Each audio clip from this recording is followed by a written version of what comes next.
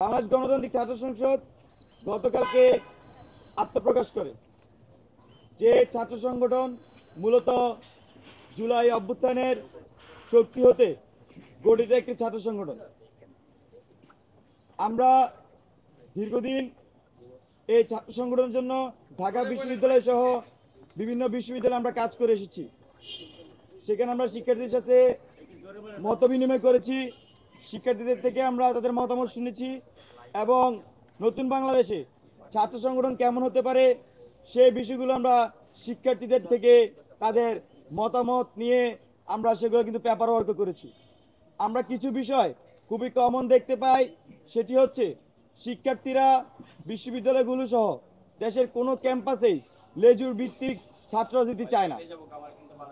ফলত আমাদের বাংলাদেশ গণতান্ত্রিক ছাত্র সংসদ আমরা সিদ্ধান্ত নেই আমাদের এই ছাত্র সংগঠনটি কখনোই লেজুর ভিত্তি করবে না এবং একই সাথে এই ছাত্র সংগঠন গণতান্ত্রিক উপায়ে শিক্ষার্থীদের ভোটের গণতান্ত্রিক উপায়ে কাউন্সিলের মাধ্যমে বটম টু টপ অ্যাপ্রোচে তাদের নেতৃত্ব বাছাই করবে।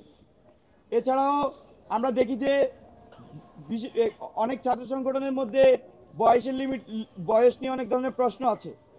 আমরা দেখি যে শিক্ষার্থীরা অনেকেই অছাত্র হয়েও তারা সংগঠনে থাকেন। তো সেই ক্ষেত্রে সাধারণ শিক্ষার্থীর মধ্যে নানা ধরনের প্রশ্ন আছে। তো সব কিছু মিলিয়ে আমাদের এই ছাত্র সংগঠনের জন্য আমরা কিছু সিদ্ধান্ত নেই, যেগুলো বেশিরভাগ শিক্ষার্থীরা আমরা যখন জনমত জরিপ করে তারা সাজেস্ট করেন। যেমন তার মধ্যে অন্যতম প্রধান একটি হচ্ছে আমাদের এই সংগঠনের কেন্দ্রীয় কমিটিতে সর্বোচ্চ বয়স 28 বছর হবে। এছাড়াও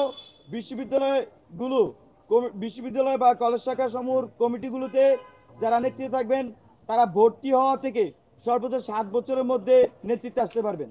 এছাড়াও আমাদের এই সংগঠনটি একটি নারীদের জন্য কমফোর্ট জোন পলিটিক্সের সম্ভাবনার কথা আমরা বলছি এবং আমরা সেটি প্র্যাকটিস করব, সেই অঙ্গীকারও আমরা শিক্ষার্থীদের কাছে করেছি।